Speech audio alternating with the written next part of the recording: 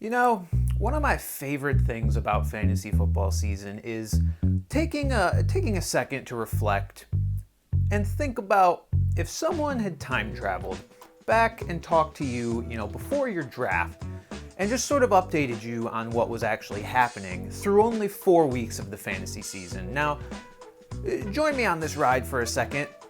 And picture yourself sitting, at your laptop, researching players, figuring out who you want to target in which round. You're doing your research, you're doing everything a good fantasy manager should do. And then that person tells you that Justin Jackson and D'Ernest Johnson and Scotty Miller and Robert Tonyan are all going to be extremely relevant fantasy football names after only a quarter of the season! Such is the randomness of fantasy football. Here we are, another week where there are some injuries that are, creating some situations that you have to evaluate and figure out if you should buy in, if you should just let it kind of go by the wayside, like, the Giants' backfield. I really hope none of you invested in that because it's a dumpster fire, as we knew it would be. But now we have to reflect on these new situations. So let's start with the Chargers' backfield. Unfortunately, week 4 saw an injury to Austin Ekeler that is expected to keep him out for 4 to 6 weeks. Now, who does that leave left in that backfield? That leaves Joshua Kelly, the rookie, and Justin Jackson. Now, neither one of them was very impressive this past week. Neither one of them went over 10 yards. Now, that could be attributed to the stout Buccaneers run defense, so maybe we give them a break. But that does bring up the question, which one should you trust to bounce back more, and will either one of them sort of take the lead dog role in this backfield until Ekeler returns? Because we've got probably about half of the fantasy season, that Ekeler's going to end up being gone. If he's gone 6 weeks, that's half of your regular season. So which one of these guys could emerge? And to be honest, I don't know. And I think that's a fair answer for this reason and this reason alone. You don't probably have to start either one of these guys. If either one is available on your waiver wire, you should pick them up. They are great flyers right now. The team loves to run the ball. Both Ekeler and Josh Kelly were top 5 in carries through the first 3 weeks of the season. Top 5 in the NFL. That's how run heavy this team is. So, will Jackson and Kelly split that workload in a similar fashion? Well, I don't expect them to be top 5 in carries in the NFL, but I do expect them to run the ball quite a bit. Now, this backfield could be anything from, frustrating where you can't trust either of these guys and neither one emerges. It could go all the way to both of them are productive and both of them are startable flexes. I don't see either one sort of raising up to RB2 value, but they're both really, really good flyers. So if Justin Jackson or Josh Kelly are available on your waiver wire, pick them up, stash them for now, and just see where it goes. Now, the other notable injury we had in week 4 is Nick Chubb. First round pick, incredibly talented running back, arguably the most talented running back in the entire NFL in terms of strictly a skill and talent perspective, obviously not from a fantasy perspective. And why is it not from a fantasy perspective? Well, because of the guy behind him who will now enjoy a major rise in usage and value in fantasy, and that is Kareem Hunt.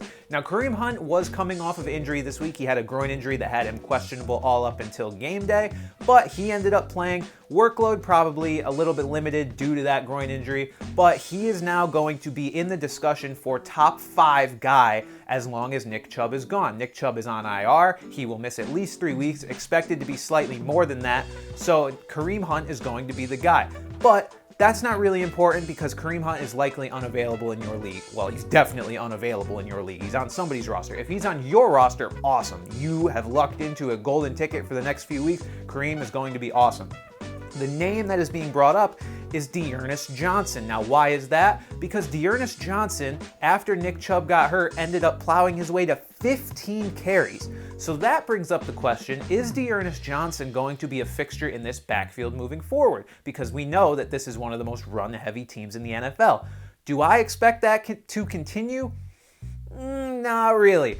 So yes, D'Ernest Johnson is going to get some run, but do I think it's going to be fantasy relevant run? No, I do not. D'Ernest Johnson almost got out-snapped by Dontrell Hilliard. The only reason that D'Ernest Johnson got so many carries is because 1, Kareem Hunt was having that limited workload coming off a groin injury, and 2, the Browns were able to just impose their will against the Cowboys because the Cowboys are awful awful. The Cowboys are awful.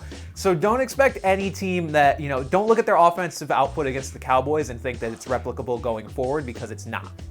D'Ernest Johnson is an unspectacular back.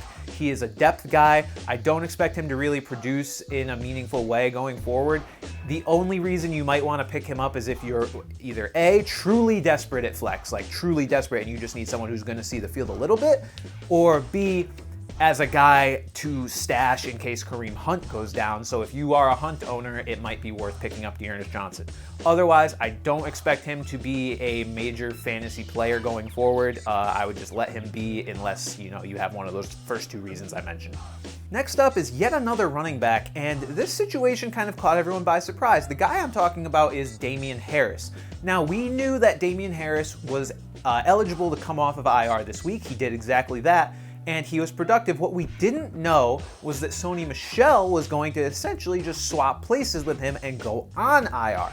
So here's the thing with Harris. Harris was getting a lot of camp hype that he was potentially going to be an early down guy for the Patriots. He was going to be heavily involved in their rushing attack, and he was exactly that on Sunday. The problem was always going to be, how is he going to split work with Sony Michel, because they have similar skill sets. They're both sort of the early down guys, while Rex Burkhead and James White handle the change of pace, passing down duties. But now Harris is alone as the early down guy, and he got a lot of run on Sunday. Went over 100 yards. He had 17 carries, so Damien Harris is going to be a fixture in this run game. Now, the knock against this Patriots backfield is, obviously the unpredictability, and I totally get that. But the other knock is that Cam Newton is sort of considered their RB1. It's that, when they get to the goal line, that Cam Newton is going to be the guy plunging the ball in, thus limiting the touchdown opportunity for any other running back in this backfield. And like I said, if this backfield's already hard enough to predict who's even going to get usage, and now you can't bank on who's even going to get touchdown opportunities, yeah, you're struggling, and it's a situation you might want to stay away from. But I disagree. I think Damien Harris is now going to be the lead dog of a very potent rushing attack that is going to want to limit Cam Newton's vulnerability when they get to the goal line. And what I mean by vulnerability is vulnerability to injury, because Cam Newton is, as we saw by Brian Hoyer leading the charge against the Chiefs, the Patriots' most important player this season. It's not really even close. He's the only one keeping this offense competent on the field. I don't believe the Patriots are going to continue risking Cam Newton's health by having him run up the gut all the time. I think if they have a running back that they can trust to take those goal line carries, they're gonna let him ride, and that's gonna be Damien Harris. 17 carries is nothing to scoff at, and those carries are only gonna become more effective when Cam Newton is back on the field. While I do think they're gonna try and limit Cam Newton's, susceptibility to being hit and being hurt, they're not gonna limit his overall rushing attempts. And so with him on the field, that misdirection of, is he going to keep it? Is Damien Harris going to run it? Is only going to keep defenses off balance and let Damien Harris continue to ride for more 100-yard rushing games. 100 yards rushing.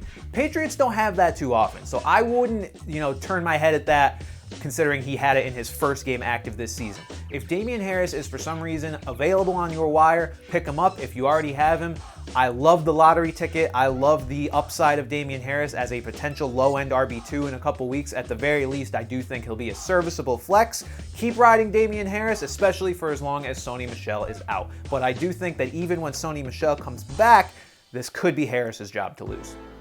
And finally, I do want to touch on the one other major change that we've seen this week.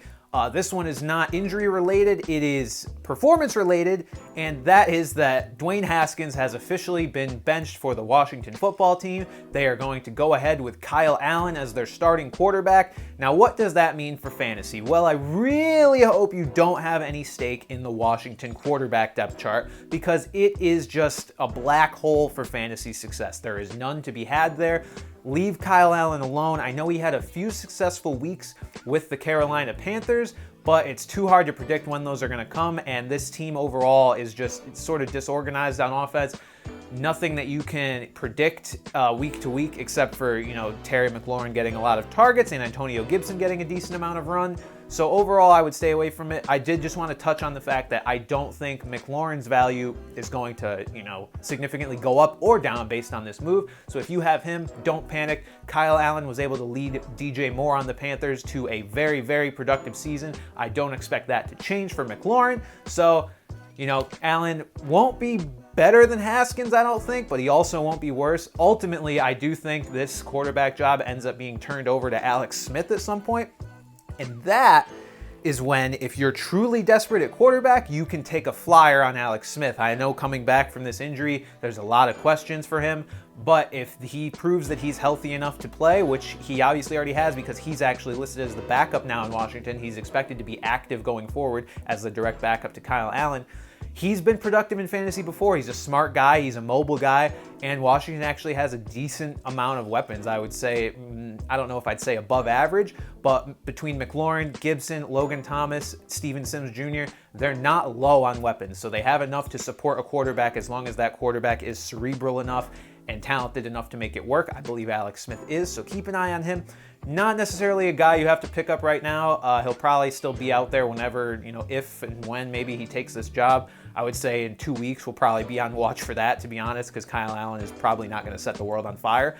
But yeah, just keep an eye on Alex Smith and don't worry about Terry McLaurin in the interim. And finally, let's address the elephant in the room real quick. This isn't so much about depth charts or guys you should pick up or anything like that. It's about the overall theme of the season, which is navigating the coronavirus and its implications on your fantasy leagues. Been a lot of questions about how fantasy managers should handle this kind of thing, between adding IR spots, having sort of designated backups if guys don't play. I just want to share what my league has decided to do and just my overall beliefs on the situation. So, my league has decided that going forward for every Monday night game or even potential Tuesday night game, if a game gets rescheduled, we are going to have designated emergency backups that teams have to choose before kickoff at 1 p.m. on Sunday. What does that mean? That means that if there is a game scheduled for Monday and that game ends up not happening, say, you wake up Monday and you find out that due to COVID complications, that game is going to be canceled. Whichever team has a guy playing in that Monday nighter is not just screwed out of the points. It means that he will be able to retroactively sub in a player that he designated on Sunday before 1 p.m. The reason you do that is so that that guy who loses out on his Monday player can't just say, hey, sub in whoever scored the most on my bench. No, you have to decide who you want to represent your team as your emergency backup before kickoff so that that guy can get subbed in. And if he went for 3 points, he went for 3 points. You live with that. It's better than the 0 you would have taken due to the COVID cancellation. Now, just overall, let's take a look at the Titans here, who are sort of, ruining the season, to be quite honest. How should you handle that? Does it hurt the integrity of the fantasy football season? I don't personally think it does as long as it stays limited to the Titans. We know that the NFL is looking to punish the Titans for not following protocols. They're being investigated for holding practices even while their facility was closed, which is probably exacerbating the spread of the virus. So if you drafted a Titan, namely probably Derrick Henry or A.J. Brown or Jonnu Smith, you're kind of just out of luck. And as unfortunate as that sounds, to me, it's really no different than a guy going down with a season-ending injury or a temporary injury, because I don't expect the Titans to just be banished from the league. It's like a guy going down with a multi-week injury. It's one team, it's one exception. If this were a constant thing around the league and players' injuries were getting shuffled and things were getting moved to Week 18, then it's a different conversation. But right now, it's kind of just bad luck. We knew that we would probably have to treat COVID cases as basically injuries. So I don't think, the Derrick Henry owner losing his guy for a couple weeks is any different than the Christian McCaffrey owner losing his guy for a couple weeks. So for now, I think we just keep chugging along, keep bobbing and weaving, see what the rest of the season brings, and just hope for the best. Hope that outside the Titans, nothing bad really happens and that there's no major outbreaks. The only other places we're really seeing them is the Patriots, who apparently are only spreading COVID to the best players on both sides of the ball for them. I don't know if there's sort of a best players meeting that they have and they're just breathing on each other. Either way, it's not the end of the world right now. Titans owners, it's unfortunate, but it is what it is, and we're just going to keep plowing forward. We want this fantasy football season to keep going, and until the NFL season really just burns to the ground, which hopefully doesn't happen, this is what we got to do. So yeah, guys, that'll do it for this week. Hope you guys took something away from this. Hit me up, as always, with any questions you may have here or on Twitter. I'll see you guys next time. Good luck this week.